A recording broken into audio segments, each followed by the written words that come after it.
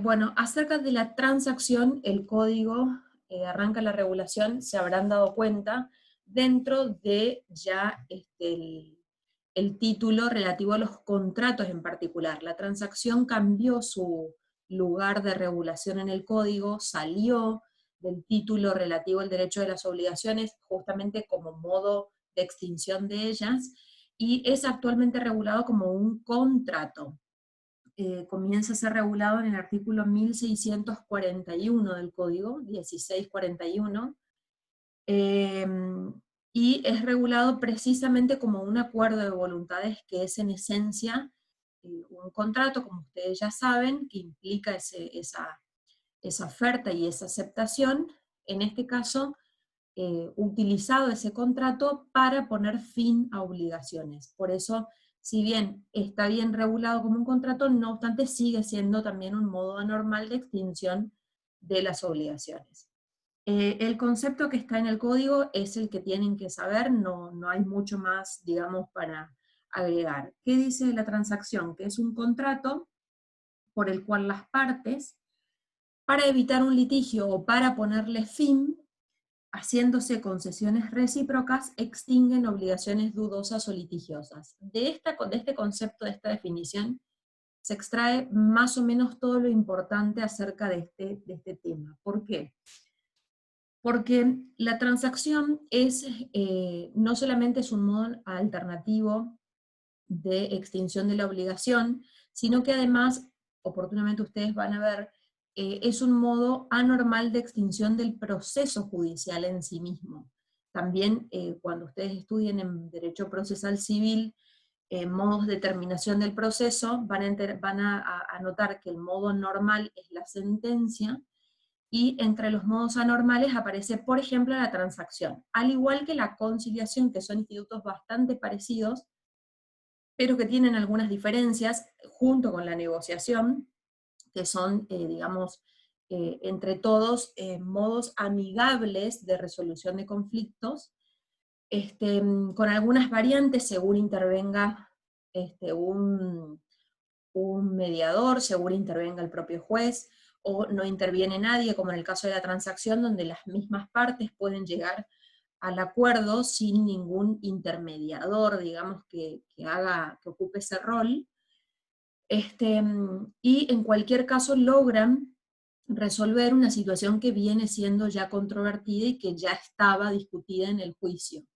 La otra posibilidad de uso que tiene la transacción es precisamente para evitar ir a juicio. O sea, son las dos cuestiones que le dan a la transacción una importancia muy significativa, porque imagínense que en el mundo del derecho, del litigio, donde el abogado estudia y se prepara en su carrera para la controversia, para la puja de intereses, para la defensa del cliente, la transacción es un modo que le permite acotar plazos, acotar, digamos, gastos, o sea, hacer economía en cualquier sentido, digamos, economía en sentido estricto, y también economía procesal, o sea, evitarse un juicio que tal vez puede durar mínimo un año, como estamos ahora con la aplicación del protocolo de oralidad, pero que en la mayoría de los casos, en realidad hablamos de 2 o más años,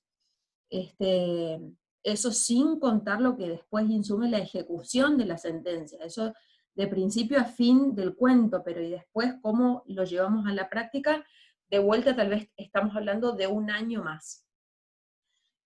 Bueno, para evitar todo eso y justamente descomprimir también al órgano judicial, eh, nada más y nada menos que aparece este instituto como camino alternativo para que los abogados, asesorando a sus clientes, logren la resolución del conflicto fuera de la órbita tribunalicia.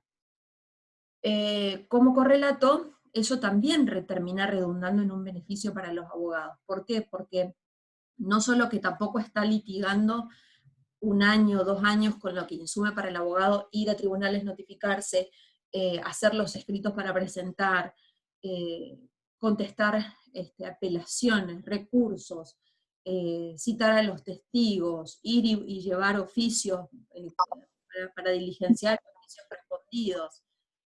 Bueno, hasta que finalmente arriba al dictado de la sentencia, y eso termina en una regulación de honorarios, que en muchos casos termina siendo el mínimo previsto, porque los procesos por ahí no llegan en la discusión a valores realmente importantes que al abogado proporcionalmente le represente una ganancia espectacular, a veces sí, entre paréntesis. En el caso de la transacción, eso implica un acotamiento, pero también la posibilidad de cobrar honorarios ya, de cobrar honorarios pronto. No estoy hablando ni de pago, leo el chat, ni de pago por consignación, que lo di la clase anterior, ni de dación en pago, que no tiene nada que ver con esto. Aclaro las dos cuestiones. Dación en pago es pago donde yo pago con una cosa distinta a la debida. Nada que ver. Pago por consignación, en igual sentido, voy a pagar la obligación a tribunales. Nada que ver. Acá no estoy hablando de eso. Acá estoy hablando, yo ya estoy discutiendo, imagínense la situación de un juicio. Evito ir a juicio a través de la transacción, todavía no sabemos lo que es, evito ir a juicio a través de la transacción, o si ya estoy discutiendo en sede judicial, lo resuelvo al juicio, no espero el dictado de la sentencia, no espero el dictado de la sentencia, sino que lo acoto antes, entonces termino antes el proceso, tal vez relegando alguna cuestión, pero con la posibilidad de percibir para el abogado honorarios más rápido, y también para el cliente llegar a una solución más pronta, que eso el cliente se entera o se noticia una vez que ya está en el medio del baile, muchas veces. Por ahí el cliente es testarudo y no quiere, y quiere ir igual a pelear, y bueno, vamos a pelear al juicio, pero una vez que está ahí se da cuenta que se dilata, que se dilata, que se dilata, entonces eso sucede, que eso hace que el propio desgaste del sistema haga que las partes dejen de creer un poco en el servicio de justicia, y también breguen por, bueno, a ver cómo lo puedo solucionar ya. Bueno, la forma de solucionarlo, procesal y en el caso del derecho de fondo prevista, es la transacción. Ahora, por eso hago toda esta explicación por esa expresión que en la definición encuentran, que dice para evitar un litigio o para ponerle fin. Lo siguiente que dice el concepto, haciéndose concesiones recíprocas, es tal vez el requisito, si tuviéramos que plantearlo en esos términos, más importante que tiene la transacción. O sea, si nosotros tenemos que listar requisitos, hablaríamos, por ejemplo, de que es un acto jurídico, por lo tanto, como contrato, requiere de la capacidad de las personas y obviamente de la voluntad de los dos sujetos, por ende tengo que tener un acuerdo de voluntades como primer punto de partida. En segundo lugar, ese acuerdo de voluntades debe redundar en poner fin a obligaciones. Ahora vamos a ver las dos clases de obligaciones a las que se les puede poner fin. En tercer lugar, deben las partes hacerse concesiones recíprocas. Y esta expresión, concesiones recíprocas, implica que ambas partes que acuerdan, ambas partes que van a celebrar la transacción, este contrato, deben ceder, deben abdicar en parte a sus pretensiones iniciales. O sea, si inicialmente que una demanda y pido como monto de resarcimiento, como monto indemnizatorio, 2 millones de pesos, es lógico que si yo voy a arribar a un acuerdo transaccional, como se llama al documento que finalmente se suscribe, el monto por el cual se cierre ese acuerdo no sea de 2 millones, sea de menos, porque en esa pretensión inicialmente planteada tengo que ceder en algo. Esto es como cuando uno va a proponer un negocio, siempre arranca pidiendo lo más que puede, ¿no es cierto? Pero a la hora de la verdad, si uno quiere lograr ese acercamiento, si las dos partes inicialmente están separadas, una pide 2 millones y la otra niega todo, y se niega a pagarle 1 centavo, la forma de lograr el acercamiento es encontrar un punto en común. Ese punto en común implica que esta que no quería pagar nada acepte pagar algo, y esta que quería cobrar el monto íntegro de lo que estaba reclamando, no sea ese monto, sino que abdique en parte y logren ese acuerdo.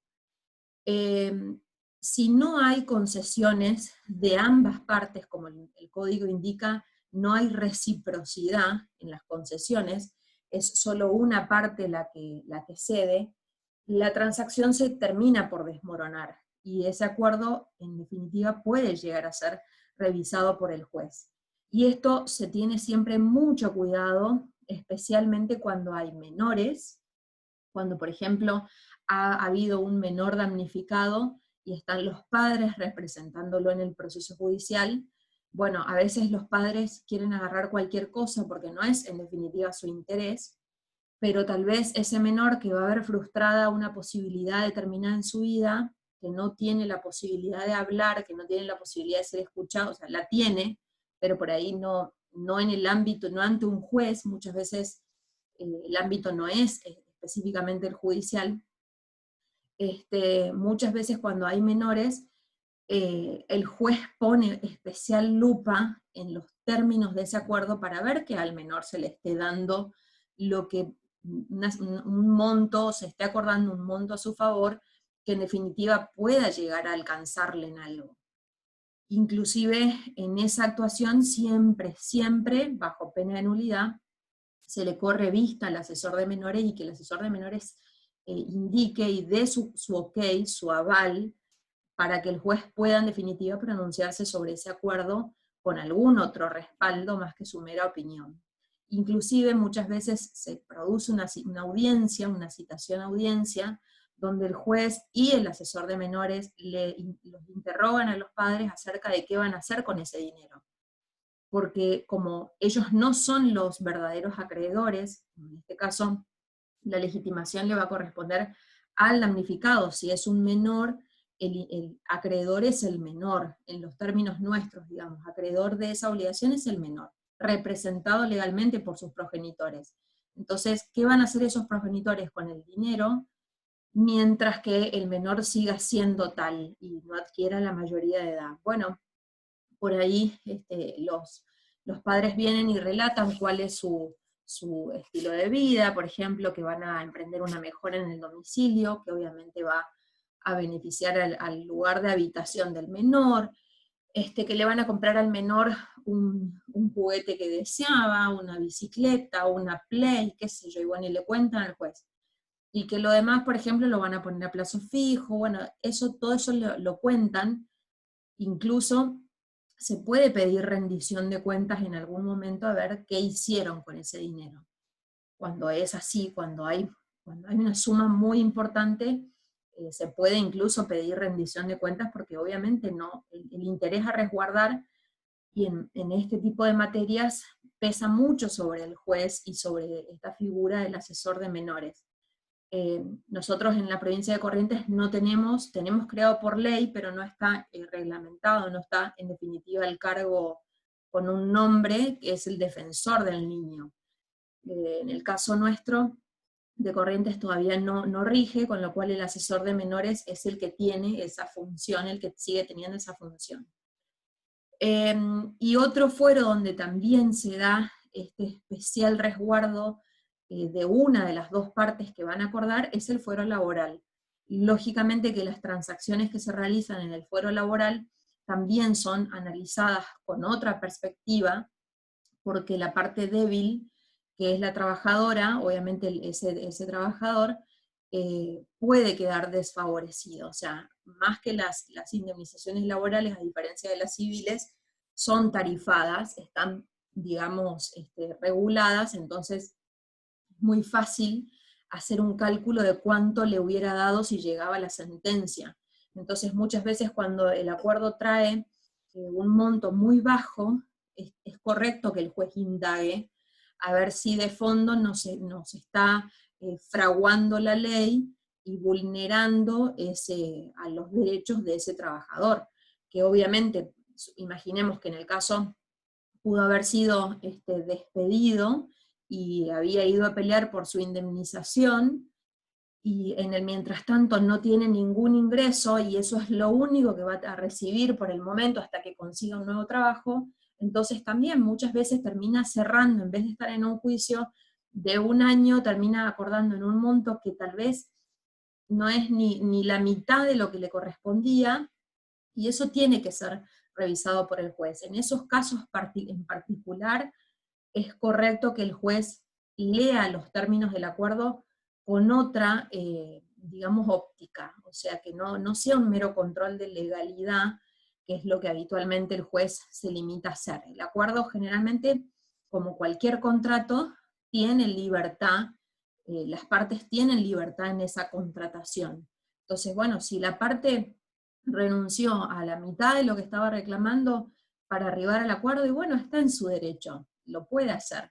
Tal vez lo que pedía era excesivo, y después, junto con el asesoramiento de los abogados, logra darse cuenta que en definitiva tampoco, si ganaba el juicio, iba a llevarse ese monto, y en esos casos el juez no se mete a averiguar qué es lo que le pasó, que cambió tan rápido de opinión. Ahora, si hay menores, o estamos hablando del fuero laboral, la cosa cambia, como les digo. Ahí la perspectiva del juez es completamente distinta, y es correcto que así sea. Bueno, la última parte de la definición es lo que nos establece, lo que nos presenta las dos formas de transacción. La transacción puede ser judicial o extrajudicial. Si es judicial, entre paréntesis, como se imaginarán, implica que se desarrolla en el ámbito de un litigio judicial, la finalidad es ponerle fin a esa obligación litigiosa. O sea, la transacción judicial específicamente es la que viene a poner fin a las llamadas obligaciones litigiosas. Litigiosa viene del litigio, que es el proceso judicial, la causa que viene siendo sustanciada entre las partes, una causa que ya viene abierta entre las partes, o sea, las partes ya están en juicio y van a ponerle fin a ese proceso, como a través de una transacción que es judicial. La transacción extrajudicial es la que se utiliza para poner fin a las obligaciones dudosas. Con lo cual, estoy hablando ya no de la existencia de un litigio, sino de una obligación que tal vez las partes verdaderamente no se ponen de acuerdo. Esto pasa mucho en materia de contratos en general, cuando las partes no están peleando porque cree, por ejemplo, una que la otra parte incumplió el contrato, y esa otra sostiene que ella no cumplió porque la otra tampoco lo hacía. Entonces buscan la forma de que en la interpretación del contrato tal vez haya alguna solución que los evite ir al proceso, y de esa forma, eh, como les digo, evitarse estar años y años discutiendo ante un juez sin saber en definitiva cuál va a ser el resultado de ese baile, digamos. Hasta acá la posibilidad es que las partes pueden conversar entre ellas, también con el asesoramiento de abogados, pero sin necesidad o sea, sin tener, digamos, en mira al juicio que ya está ahí abierto, digamos. En este caso estoy evitando ir a juicio, y la forma es a través también de un acuerdo. Hay un híbrido en el medio que es, bueno, ahora cuando leamos los artículos que siguen va a aparecer, porque la transacción, aunque sea, digamos, aunque se realice en el estudio jurídico del abogado, y no se haga específicamente en la órbita del juzgado, sigue siendo judicial. O sea, en la medida que yo estoy resolviendo una obligación litigiosa, por más que el lugar físico donde se realice no sea específicamente el juzgado, sino que sea un lugar extraño a él, sigue siendo judicial. Entonces tengo que ver en ese caso qué recaudos cumplir, porque en el caso de la transacción para resolver obligaciones litigiosas, tengo algunas formalidades que cumplir, que ahora vamos a ver que surgen del código. Bueno, avanzamos con la lectura. El artículo siguiente dice: la transacción produce los efectos de la cosa juzgada sin necesidad de homologación judicial, es de interpretación restrictiva. Y leo el artículo que sigue, entonces comentamos los dos puntos.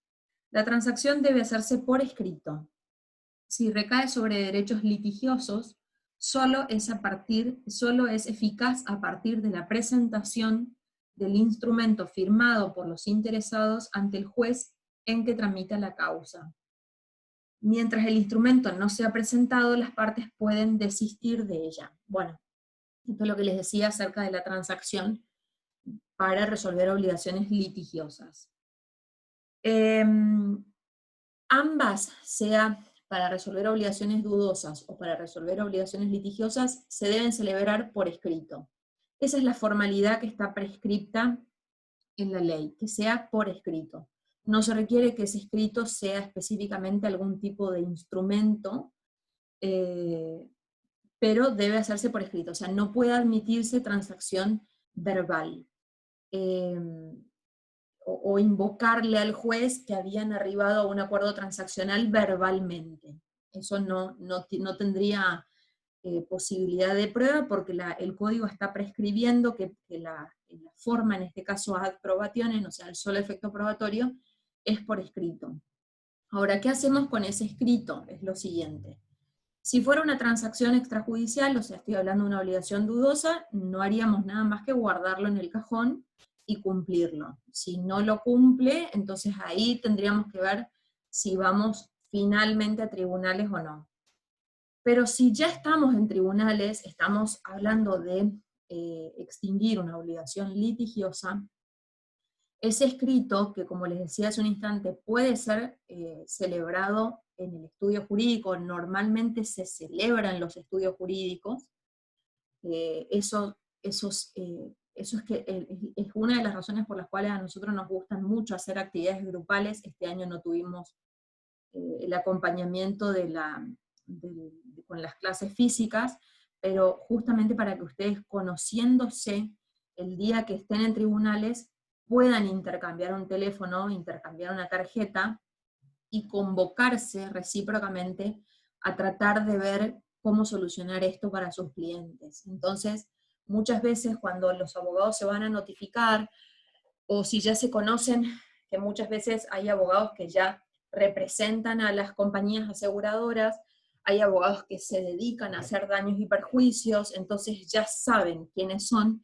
ya tal vez han participado de transacciones anteriores entre sí, entonces ya ellos mismos se convocan para encontrarse en el estudio jurídico de alguno, junto a sus clientes, obviamente, o en su defecto, bueno, ahora vamos a ver cómo es el tema de la representación, pero lo ideal sería que estén presentes los clientes y formalicen el acuerdo. El acuerdo, una vez que está arribado, digamos que ya nos pusimos de acuerdo, hay que hacerlo por escrito. Está hecho el acuerdo por escrito, generalmente lo firman las propias partes, excepto que el abogado, y acá iba con el tema de la representación, sea apoderado. Si el abogado es apoderado, con facultades especiales para realizar transacciones o transar, generalmente se ponen las escrituras de poderes, no es necesario que firme la parte. Muchas veces lo hace, otras veces no, firma solo el abogado, y en el encabezado que se hace como cualquier escrito judicial, pero en el encabezado se dice que están fulano y mengano, que están representados por el abogado tanto, que por el otro lado está el abogado tanto en su carácter de apoderado de fulano. Luego el juez lo siguiente que va a hacer es chequear que ese poder que ya lo tiene el juez presentado en su expediente tenga facultades para haber hecho ese acuerdo, porque si no estaría actuando más allá de las facultades que le dio su mandante. Y ahí obviamente puede acarrear la nulidad del acuerdo. Pero si el apoderado está facultado, Para esto se requiere, insisto, facultades especiales. O sea, si hablamos de un poder, hablamos de un poder especial. Pero en muchos casos la facultad aparece especialmente enunciada dentro de un poder general. Por eso siempre hay que leer los poderes. Y cuando el abogado va a hacer el acuerdo, tienen que leer el poder, tiene que ir con el poder que le dio su cliente. Bueno, ese acuerdo, una vez que ya está todo firmado, se presenta como cualquier escrito al juzgado, ingresa por mostrador del juzgado. Lo siguiente que hace el juzgado es citar a una audiencia a los firmantes del acuerdo. ¿Para qué es esa audiencia? Para que se efectúe reconocimiento de firma y contenido. ¿Por qué? Porque obviamente hay que dar fe, el juzgado no puede hacerlo si el acuerdo se celebró afuera, de que los que firmaron son verdaderamente quienes dicen ahí, y que el contenido que está en el acuerdo es el querido en definitiva, es el que ellos habían deseado consignar. Entonces se lo cita a una audiencia que generalmente se fija ahí a los poquitos días. Vienen al juzgado, se les exhibe el acuerdo, y lo único que dice es, ¿esta firma es suya? Sí, es mía. Este acuerdo que está acá, ¿usted lo leyó? ¿Usted está de acuerdo con lo que dice? Sí, listo. Puede retirarse. Eso es todo. No se indaga para otra cosa, salvo, como les decía al principio, sea una cuestión que vincule a un menor. Superada esta etapa, en el caso que la única posibilidad de acotarla, pero no sirven mucho, es que el acuerdo venga con firmas certificadas por escribano, tampoco redunda en mayor beneficio porque, como en alguna oportunidad les comenté, la certificación notarial daría fe solamente de la firma, no del contenido, o sea que lo mismo tendríamos que citar a reconocer el contenido. Lo siguiente que el juez hace, si las partes lo pidieron, es llamar autos para sentencia. Pero esa sentencia que el juez va a dictar, en realidad no es la sentencia que resuelve la cuestión de fondo discutida. Es la llamada sentencia homologatoria, que es la homologación del convenio. La homologación, como el código lo dice en el artículo 1642, no es necesaria, o sea, no es un requisito que haga a la validez del acuerdo. O sea, no es que si el juez no homologa el acuerdo no es válido. No, no. Acá hay que distinguir. El acuerdo es válido y va a durar en tanto no sea desistido hasta el momento de la presentación, que es como el artículo siguiente indica.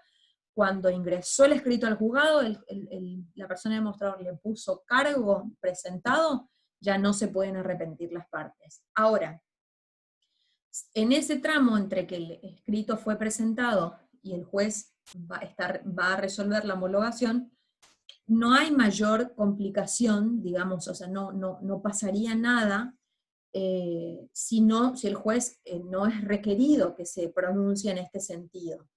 Pero ¿por qué es importante pedir la homologación? ¿Cuál sería entonces en qué se beneficiarían las partes de pedir la homologación? Que como el código indica, la transacción dice produce los efectos de la cosa juzgada. Esto hasta acá significaría que ya ese acuerdo produce los efectos de la cosa juzgada. ¿Qué significa que produce efectos de la cosa juzgada? Que yo no puedo ir mañana, porque en el medio me arrepentí y no llegué a tiempo a desistir del acuerdo, mañana agarro y promuevo otro proceso judicial contra la misma parte por el mismo accidente, diciendo que firmé un acuerdo vulnerado en mi voluntad, bla, bla, bla, y que en definitiva yo quiero seguir peleando por el monto que estaba reclamando de antemano. Bueno, el hecho de que la transacción haga cosas juzgadas significa que ya no se puede volver a debatir la misma cuestión en sede judicial. O sea, el conflicto queda allí resuelto para siempre.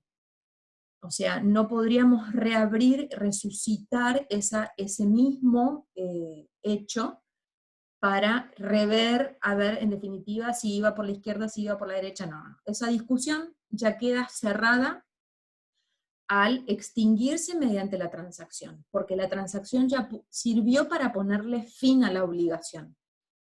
Ahora bien, En definitiva, ¿para qué lo homologaríamos? Lo que le suma la homologación, además que lo anterior va a estar, digamos que no puedo ir a reabrir o a promover un proceso judicial nuevo para reclamar lo mismo, lo que le otorga la homologación es la posibilidad de que si el acuerdo no se cumple en forma voluntaria, pueda ser ejecutado a través del procedimiento de ejecución de sentencias.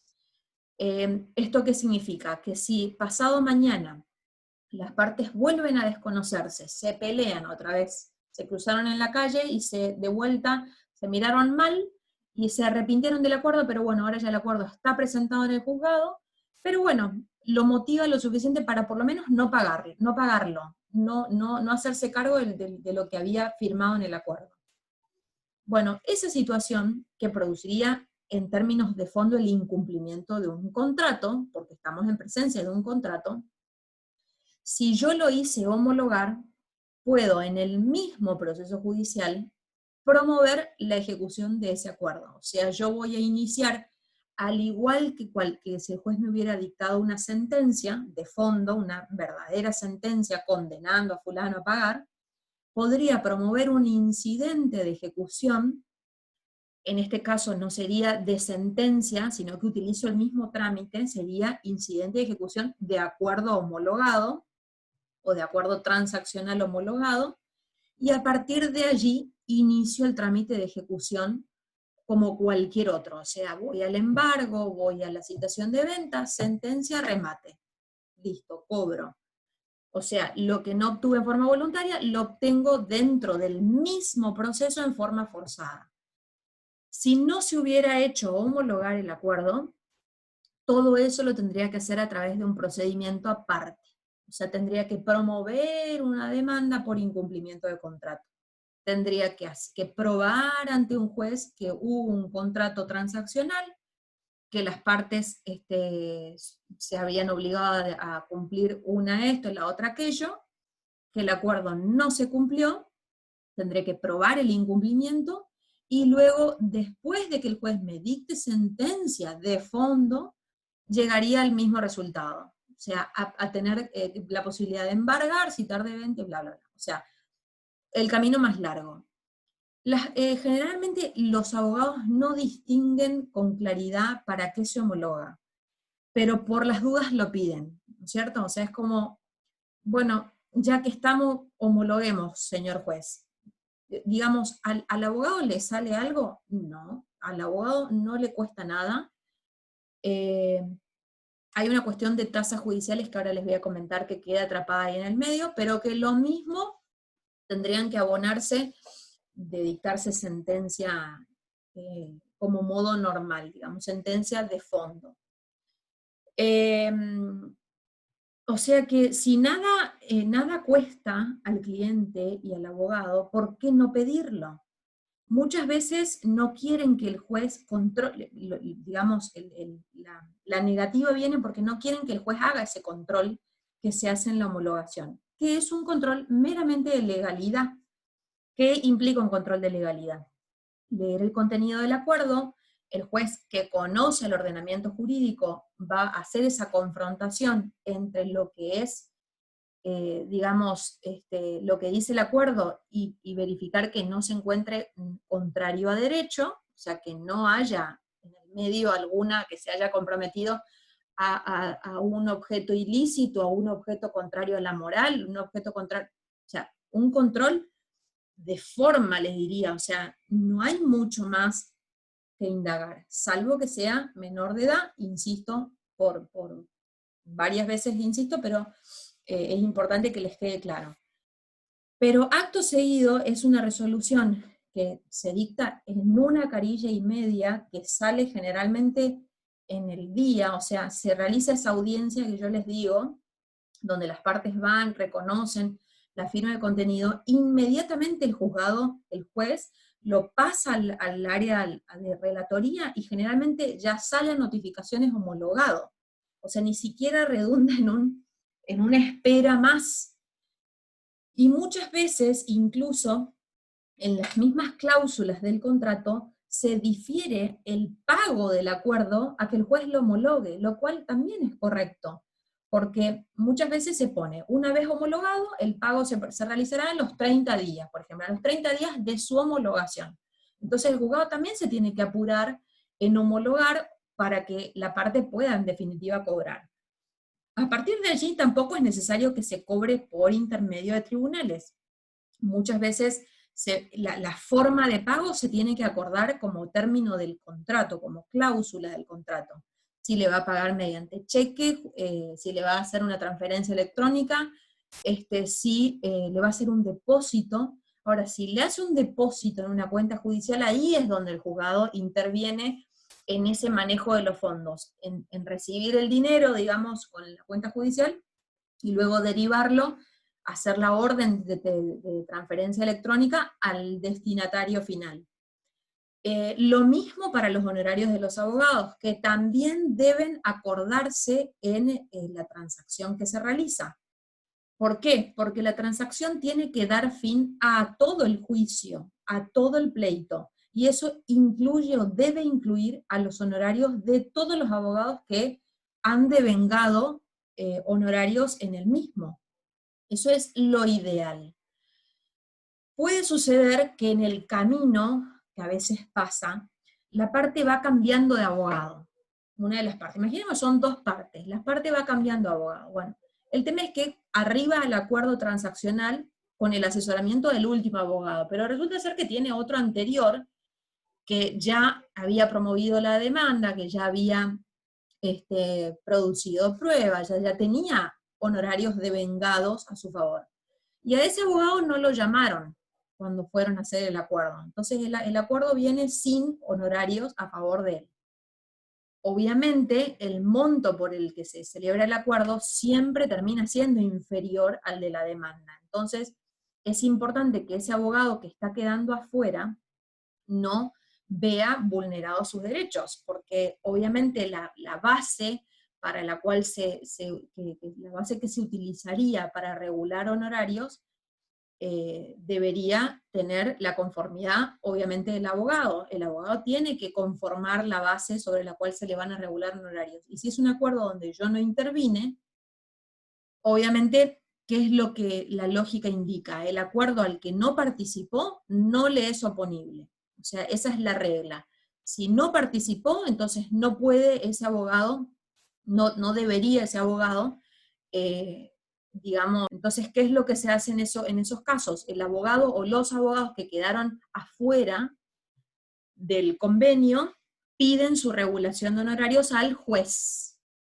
Al juez. Entonces el juez regula sus honorarios conforme a la ley de ejercicio profesional de honorarios de los abogados, ya por la base regulatoria del proceso, o sea, generalmente el monto de la demanda, un monto superior, y luego ellos hacen la ejecución de sus honorarios a su cliente o al que se le impongan las costas en esa sentencia homologatoria. Entonces, a partir de allí, ellos cobran igual. O sea, no es que por el hecho de que yo no lo convoqué, ese abogado se queda de brazos cruzados. No, hay toda una puja con esta cuestión, incluso ha sido materia de jornadas de derecho civil, sobre todo cuando las aseguradoras captaban. Hubo un tiempo que eso se había puesto en mucha práctica, digamos que las aseguradoras captaban a los damnificados, los convocaban con sus abogados, y el cliente iba solo, sin su abogado, y los hacían firmar estos acuerdos, y resulta ser que ese abogado que no había participado tenía que conformarse con el monto que había aceptado su cliente. No, de ninguna forma. Entonces se entendió que el acuerdo, en algún lugar, esto que les digo está, igualmente ahora lo leemos, al que no participa no le es oponible. Entonces, si no le es oponible, el abogado tiene que pedir su regulación al juez conforme al monto de la demanda, que obviamente va a ser superior. Otra cuestión que les había dicho que les iba a mencionar es el tema de las tasas de justicia.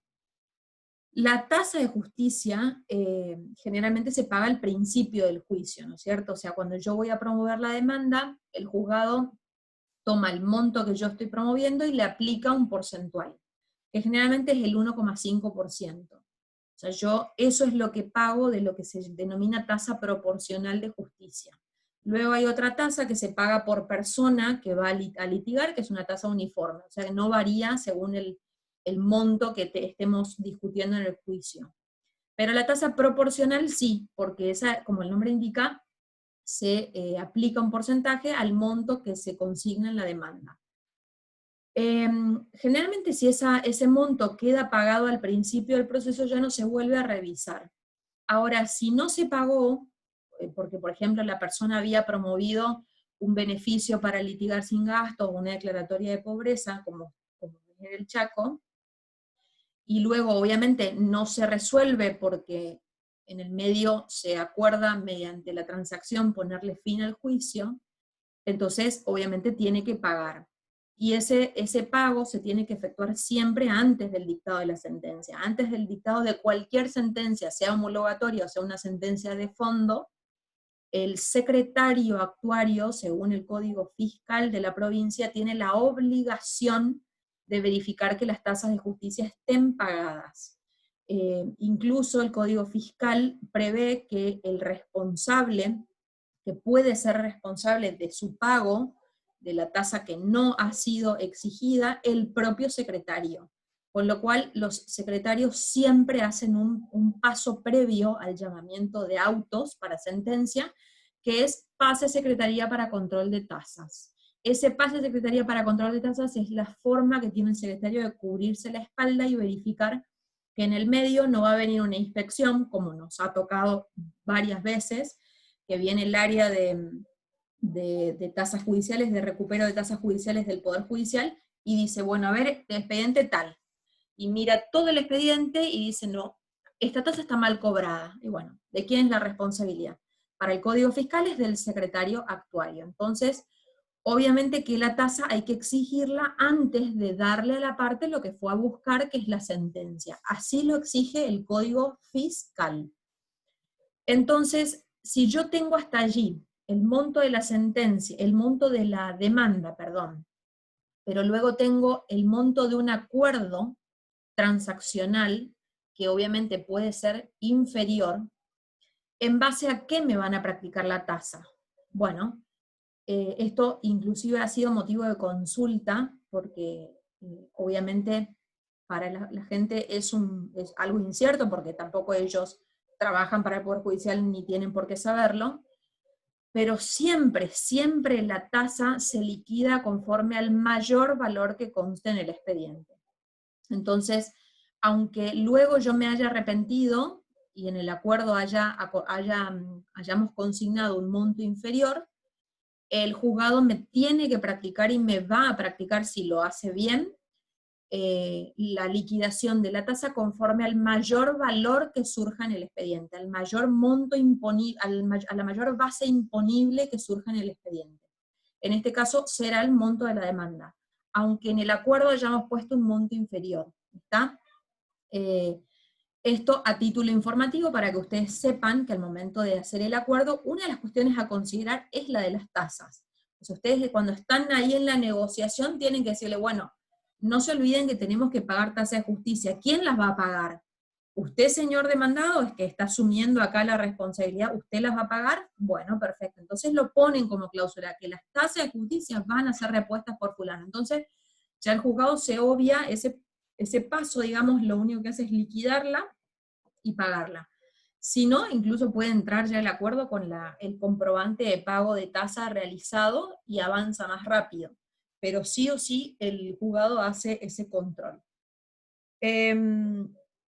Bueno, ¿qué más? En el 1644 tenemos obligaciones que no, digamos, algunas cuestiones que no son susceptibles de transacción.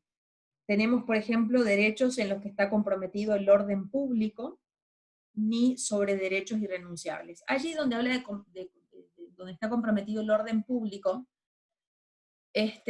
por ejemplo, eso obsta la posibilidad de que se puedan extinguir por transacción cierta clase de procesos. Por ejemplo, las llamadas prescripciones adquisitivas, donde estamos discutiendo si yo voy a adquirir o no el dominio por la posesión que llevo teniendo hace 20 años en forma pacífica, bla, bla, bla. y resulta ser que nos ponemos de acuerdo que yo me voy a quedar con una parcelita en el fondo y que el demandado, que es el verdadero dueño, se va a quedar con una parte adelante. No, no, no, de ninguna manera. O sea, acá como el dominio, digamos, el derecho de propiedad es el que está en juego, se entiende según la ley de prescripción, que está en juego el propio orden público. Entonces, esa cuestión no sería susceptible de transacción. Ahí me da lo mismo que las partes hagan un acuerdo o no. Voy a tenerlo presente para el momento de sentenciar, pero no se homologa, no se hace absolutamente nada. ¿Escuchan a mi niño? Está llorando detrás de la puerta. Venga, pobrecito.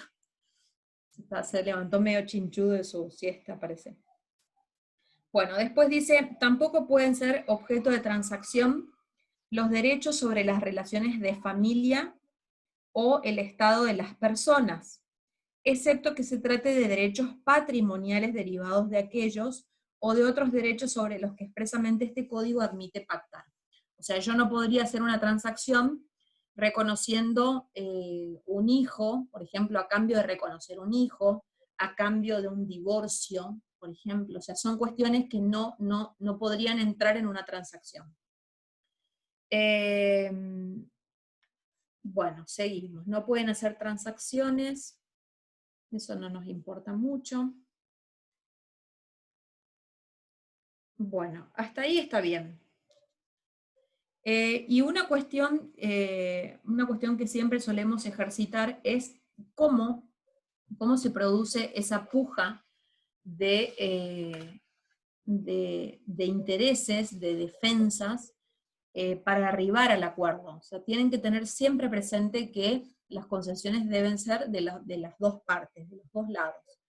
En consecuencia, siempre las posiciones iniciales son vos tuviste la culpa, no, pero vos tal cosa. Siempre van a arrancar de lugares contrapuestos.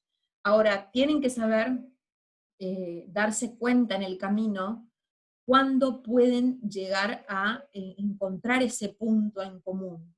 Generalmente nosotros lo trabajamos con ejercicios.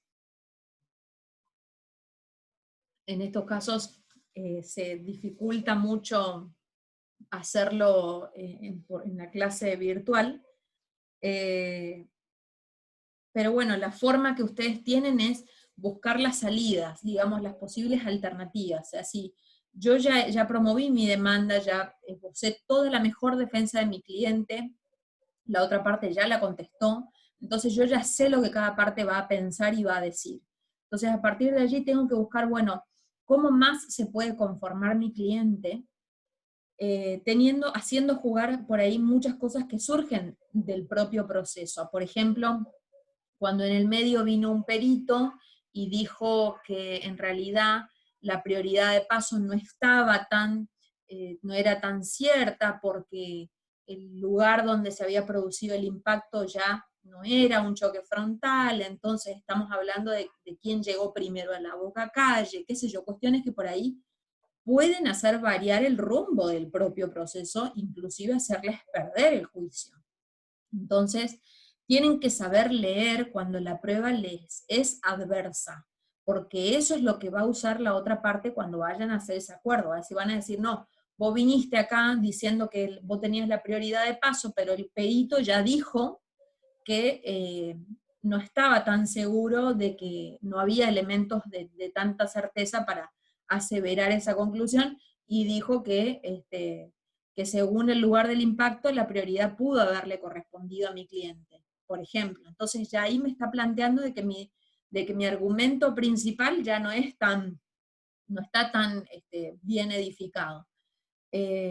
O la prueba de los propios daños, cuando yo no logro probar, por ejemplo, el monto que le estoy pidiendo al juez, porque el daño lo tengo que probar y tengo que probar por qué pido ese monto y no otro.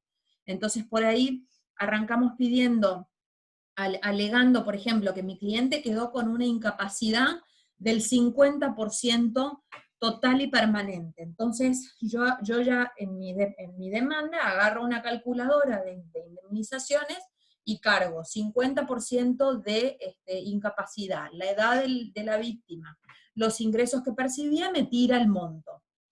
Pero resulta ser que se produce la pericial médica y el perito médico dice, no, no, no, que 50, esto es un 15% de incapacidad. Bueno, eso ya me tiene que abrir la pauta de que ese concepto no lo voy a ganar por el monto que yo pedí. Entonces ya tengo que hacer ese cálculo y tratar de arribar al acuerdo conforme el monto que de seguro el juez me va a conceder. Y hoy por hoy, si bien la transacción siempre está abierta, hoy por hoy el protocolo de oralidad lo pone al juez en un rol de intermediador para tratar también de evitar el conflicto o de tratar de ponerle fin al conflicto mediante la conciliación. En la conciliación es el juez el que, digamos, deja que las partes hablen, obviamente, pero ya se hace en presencia del juez. Y esa conciliación siempre se propone en las dos audiencias que el protocolo de oralidad tiene previstas. Recuerden que el protocolo lo que hace es transformar etapas que eran escritas y que ahora se producen oralmente. Y se producen dos audiencias. Una vez que ya se trabó la litis, o sea que ya tenemos demanda y contestación de la demanda, se fija esa primera audiencia que se llama audiencia preliminar, y lo primero que hace el juez es intentar una conciliación. Ahora, generalmente como ya estamos al principio del juicio, las partes es difícil, a veces se logra la conciliación, pero es difícil que se logre en ese estadio. Acto seguido se ordenan las pruebas. La segunda audiencia, que se denomina audiencia final, o vista de causa en algunas jurisdicciones que tienen regulada la oralidad, ya tiene el juez todo el derrotero de la mayoría de las pruebas producidas, por ende también lo tienen los abogados y las partes. En esa audiencia generalmente se vuelve, según el protocolo, se debe intentar una nueva conciliación, teniendo en cuenta esto que les digo, el juez inclusive, les digo porque en mi caso es la juez, generalmente soy yo la que prepara las actas de esas audiencias, y ya a la juez le damos, además de participar personalmente en las audiencias, armamos todo digamos, una serie de alternativas de resolución del conflicto.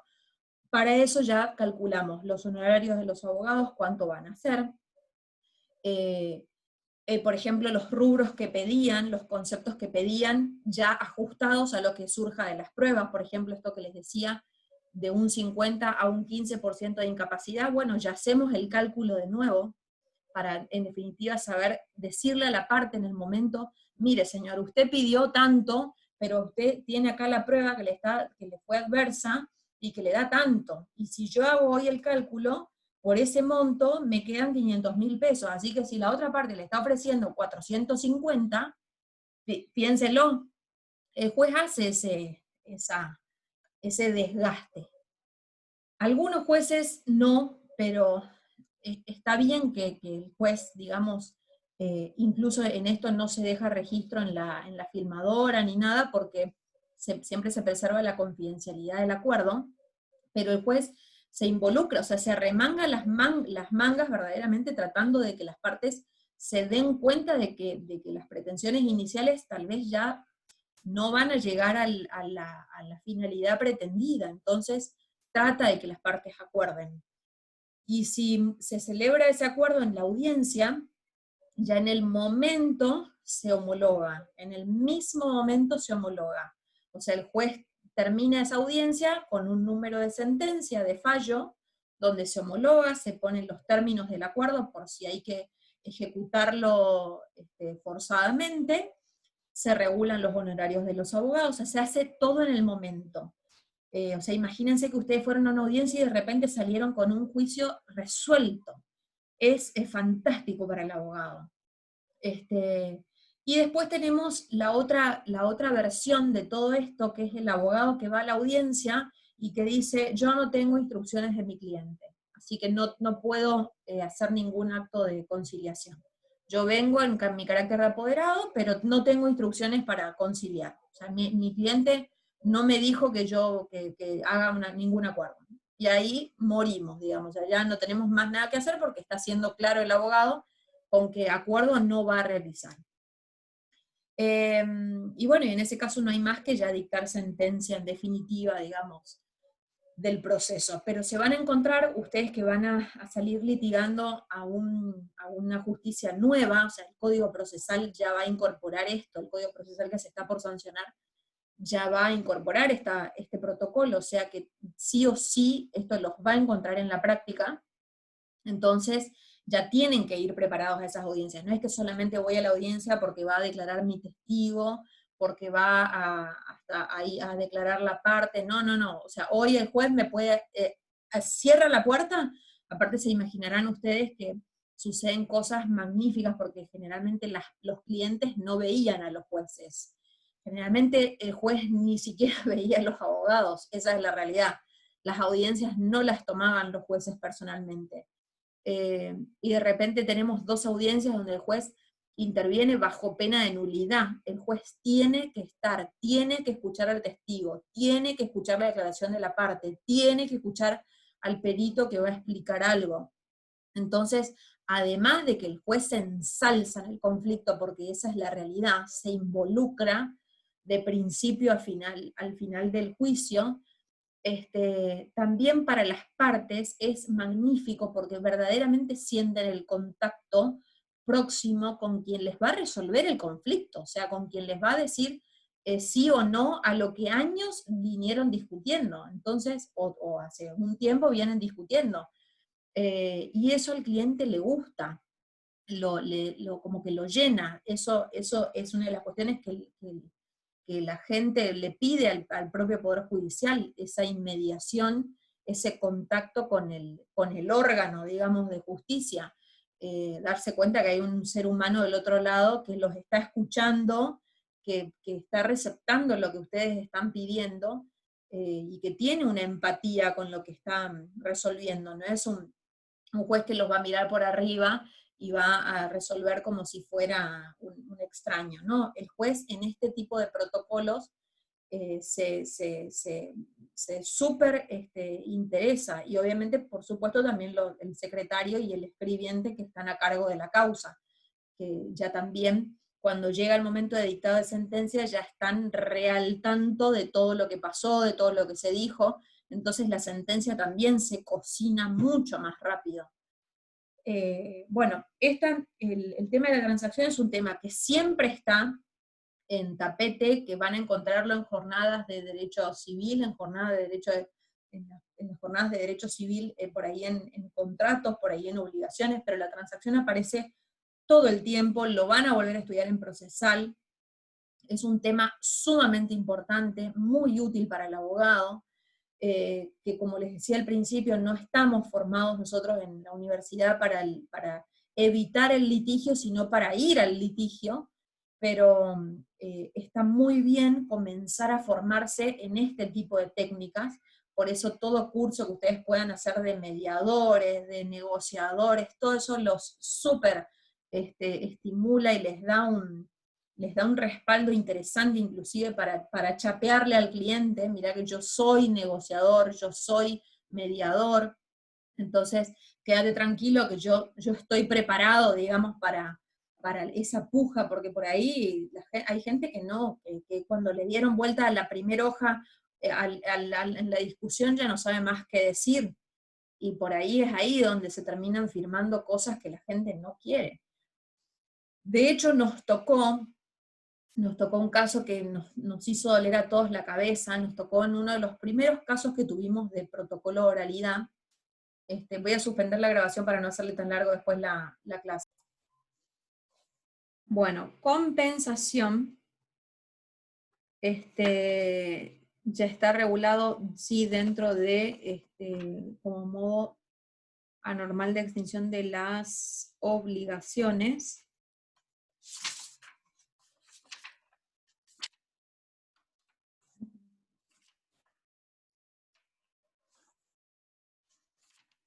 Artículo 921. ¿Qué dice la definición? La compensación de las obligaciones tiene lugar cuando 2 personas, por derecho propio, reúnen la calidad de acreedor y deudor recíprocamente, cualesquiera que sean las deudas de una y de otra, extingue con fuerza de pago las dos deudas hasta el monto de la menor, desde el tiempo en que ambas obligaciones comenzaron a coexistir en condiciones de ser compensables. Bueno, ¿cuál es la utilidad que tiene la transacción? La transacción es, primero presupone la existencia de obligaciones recíprocas.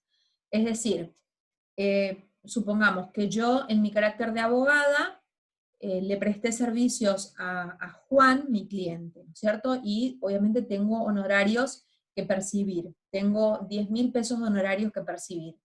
Pero por otro lado, Juan es contador y en la conversación yo terminé también pidiéndole que él me resuelva una situación ante la AFIP, me haga un trámite ante la AFIP, y le debo 5.000 pesos. O sea, somos recíprocamente deudores y acreedores. Yo soy acreedora de 10.000, pero deudora de 5.000, y Juan a la inversa.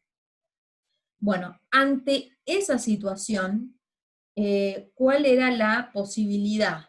La de ir al pago, como modo normal de extinción, que corríamos el riesgo de evitar, tal vez yo pagara los 10.000 pesos, pero cuando llegara el turno de Juan de pagar, tal vez Juan me iba a decir, no, no tengo en este momento, soy insolvente. Entonces yo iba a correr riesgo de no cobrar, o alguna de los dos acreedores iba a correr el riesgo de no cobrar, precisamente por el hecho de que el pago no sea simultáneo.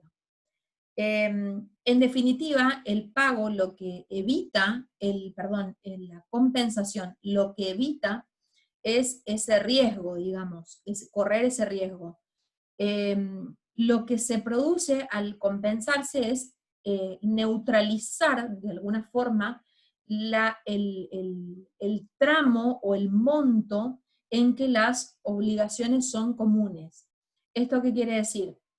Que hay un monto, que en este caso en el ejemplo son 5.000 pesos, en que las dos deudas son comunes. Entonces esos 5.000 pesos se terminan neutralizando, o sea, es donde opera la compensación de pleno derecho, o sea, desde el momento en que las deudas quedaron en condiciones de ser abonadas, y termina subsistiendo la diferencia del importe de la obligación mayor.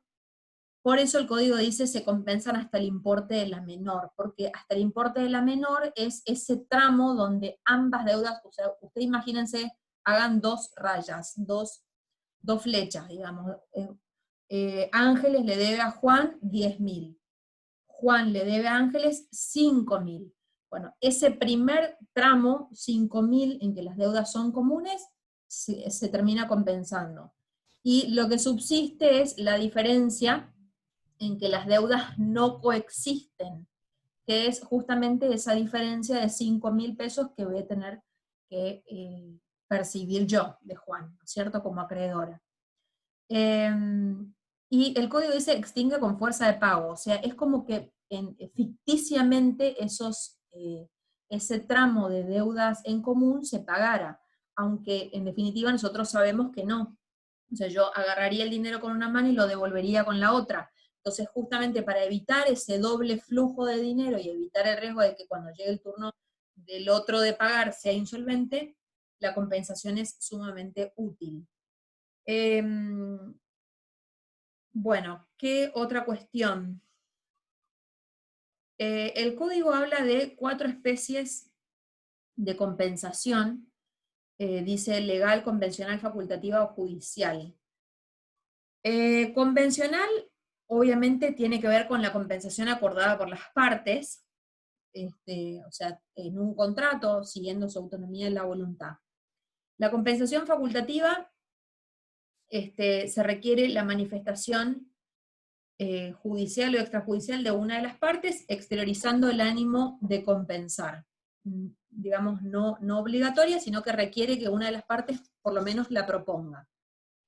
En el caso de que sea en el ámbito judicial, la compensación, el juez es el que obviamente evalúa, no puede hacerlo de pleno derecho, en este caso generalmente se produce prueba, se acreditan los montos de ambas obligaciones, y generalmente es a pedido de parte, o sea, generalmente el juez lo único que hace es, al momento de dictar sentencia, es declarar si son o no compensables, y en tal caso hacer la compensación. Y legal, que es la primera, es básicamente la regla, que toda vez que se plantea la situación definida en el 921, la compensación opera de pleno derecho. O sea, del momento en que dos deudas entre personas que revisten el carácter de acreedor y deudor en forma recíproca comienzan a coexistir, las obligaciones se extinguen, se compensan hasta el monto de la menor, sin necesidad de autorización judicial, sin necesidad de establecerlo en un contrato. O sea, por regla, el sistema que se adopta en nuestro derecho positivo, ya era igual en el Código de Vélez, es la compensación legal. ¿Cuáles son los requisitos que el Código tiene previstos? Dice que ambas sean deudas de dar, o sea, prestaciones de dar. No podría compensarse, por ejemplo, una de dar con una de hacer, no. Los objetos deben ser homogéneos entre sí. Esto significa que estoy hablando de dar la misma cosa. O sea, por ejemplo, dar dinero. En ambos casos estoy hablando de objetos que son idénticos. Y por último dice, los créditos deben ser exigibles y disponibles libremente sin que resulte afectado el derecho de terceros. O sea, deben estar líquidos, y obviamente lo que voy a entregar no tiene que ver, que estar afectado a ningún otro crédito, ¿no es cierto? Una vez opuesta, dice el artículo siguiente, la compensación legal produce sus efectos a partir del momento en que ambas deudas recíprocas coexisten en condiciones de ser compensadas. O sea, que no necesito la autorización ni la intervención de un juez, ni de ninguna otra persona, y tampoco de ponerlo por escrito. Son otras formas de compensación que está bien que se den en el ámbito de un contrato, en el ámbito de un proceso judicial, pero no es necesario que así sea. Bueno, ¿qué más? Compensación facultativa, compensación judicial, bueno, allí tienen las clases. Obligaciones no compensables, créditos que no se pueden compensar. Cuidado acá porque hay cuestiones relevantes. Las deudas por alimentos no serían compensables, las obligaciones de hacer o no hacer, o sea, ya acabamos de decir que únicamente se pueden compensar las obligaciones de dar, con lo cual hacer y no hacer no serían susceptibles de concluir mediante compensación. Otra cuestión interesante, la del inciso E, no se puede compensar con el Estado. Deudas que se tengan con el Estado no son compensables, sea nacional, provincial o municipal. Y allí tenemos qué tipo de deudas. Por ejemplo, las deudas de consolidación, las deudas en concurso y quiebra, bueno, pero en general no son, las obligaciones con el Estado no son compensables. Y los efectos que tendríamos en este modo de extinción de las obligaciones son, como el 921 indica, extinguir con fuerza de pago las dos obligaciones hasta el importe de la menor, desde pleno derecho, desde el momento en que ambas hubieran comenzado a coexistir.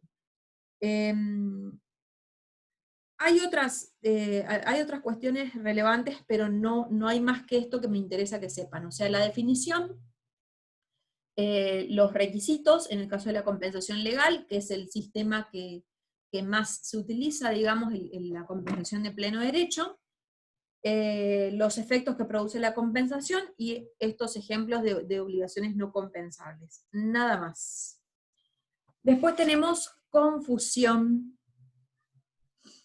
La confusión,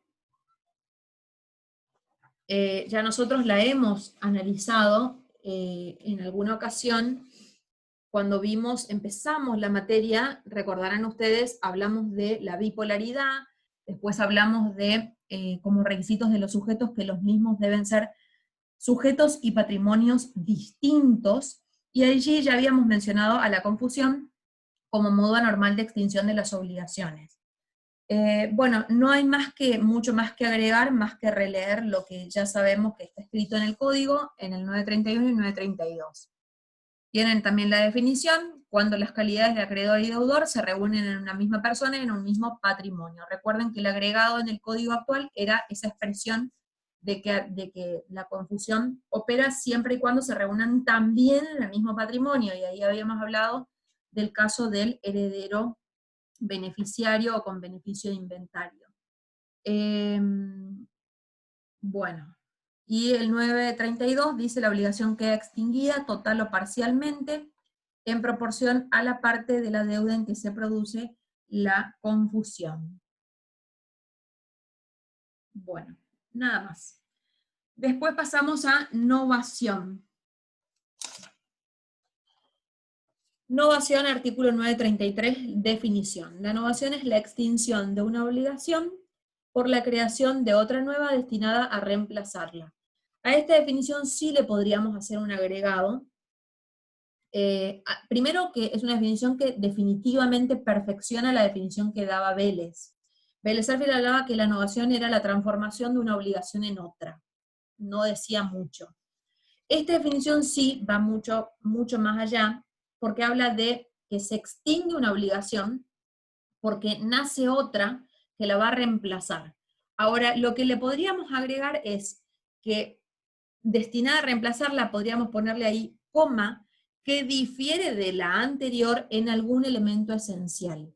Justamente es en los elementos esenciales, en la modificación de los elementos esenciales, donde se produce la modificación que da lugar a la novación. Y desde allí es donde vamos a analizar las dos clases de innovación que existen. Entonces, repasando la definición, diríamos, la novación es la extinción de una obligación por la creación de otra nueva destinada a reemplazarla y que difiere de la anterior en algún elemento esencial.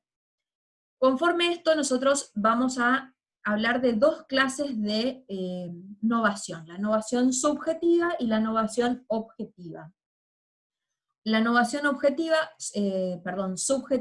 como el nombre lo indica, por cambio de alguno de los dos sujetos en la relación obligacional, podrá ser a su vez activa o pasiva, ¿no es cierto? O sea, la novación subjetiva podrá ser por cambio de acreedor, por cambio de deudor, o bien, en tal caso, por cambio de ambos, o sea, mixta. Y acá tienen que tener cuidado, tienen que trazar el límite con otro instituto que también ya hemos visto, que es la cesión de deuda o eventualmente la cesión de crédito. ¿Cuál era la diferencia que allá habíamos planteado? En el caso de la novación exige un requisito que es el animus novandi, que ahora lo vamos a mencionar, que es el elemento que está ausente en la cesión de deuda. La cesión de deuda, recuerden ustedes, específicamente en el caso de la cesión de deuda propiamente dicha y conocida como delegación perfecta, no aquel supuesto, también regulado en el código, donde el acreedor no presta la conformidad y suma al tercero como codeudor. En ese caso, definitivamente no hay innovación.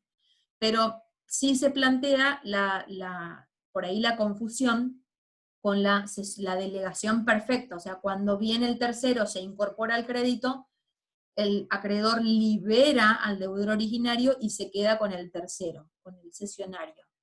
En ese caso, la cesión de deuda dice específicamente sin que haya novación. Bueno, entonces, ¿cuándo habría novación? Sería exactamente igual, o sea, cuando se va a producir el reemplazo del deudor por otro sujeto distinto, que obviamente es un tercero en estos términos, pero con esa intencionalidad. O sea, darle fin, extinguir a la obligación que había tenido a ese deudor inicial y considerar que la obligación es ahora otra, o sea, se crea una nueva obligación con ese ánimo, o sea, con el ánimo de producir esa mutación de sujetos y de considerar como que la obligación anterior no existió directamente. Por otro lado, la novación objetiva será cuando se produzca alguna modificación en alguno de los elementos objetivos, o sea, puede ser la prestación propiamente dicha, pero también puede ser la causa fuente. Por ejemplo, alguna modificación de novación objetiva, por ejemplo, que la obligación deje de ser de dar suma de dinero y se transforme en una obligación de dar cosa cierta, por ejemplo. Tengo la novación objetiva en el cambio de prestación. También puede ser, por ejemplo, en el cambio de causa, por ejemplo, cuando el inquilino va a comprar el inmueble. Entonces la relación deja de sustentarse en un contrato de locación porque las partes van a celebrar un contrato de compra-venta. Y también pueden haber algunas modificaciones en los elementos accidentales, ahora vamos con eso, Karen, que también, digamos, si bien nosotros acabamos de decir en algún elemento esencial, también puede suceder que se incluya sobre todo el caso de la condición, que puede también quedar atrapado como modificación que importe novación en la obligación, porque obviamente no es lo mismo ser acreedor de un crédito puro y simple que ser acreedor de un crédito que está sujeto a una condición suspensiva o resolutoria. O en el mismo sentido, si fuera un cargo, por ejemplo, un cargo resolutorio. O sea, hay modificaciones que por más que no se den en la órbita de los elementos esenciales, sino de los elementos accidentales, también podrían implicar novación. O sea, alteraciones sustanciales, verdaderamente importantes. Ahora, si yo pienso en una modificación de plazo, por ejemplo, que en vez de pagarme tal fecha me va a pagar tal otra, o de lugar de pago, esos cambios no producirían novación alguna. ¿Cuáles son los requisitos que enunciaríamos en la novación? Tenemos, bueno, eso es lo que le decía, modificaciones que no importan novación. Bueno, después tienen también novación por cambio de deudor, novación por cambio de acreedor, tienen allí todo escrito en el código. Pero vamos a los requisitos primero. Primero hablamos de la existencia de una primera obligación, ¿no es cierto? Una primera obligación que es válida, obviamente que ya ha nacido y que aún no se ha extinguido. La segunda cuestión, el segundo requisito es que se produce el nacimiento de una obligación nueva y que difiere del anterior en algún elemento esencial, y entre paréntesis, y alguna otra, podríamos agregarle, alteración sustancial, para dejarlo allí abierto a los elementos accidentales que puedan producir novación. El tercer requisito es precisamente la intención de novar, o el animus novandi. ¿Qué dice el código acerca de esto? 934. La voluntad de novar es requisito esencial de la novación.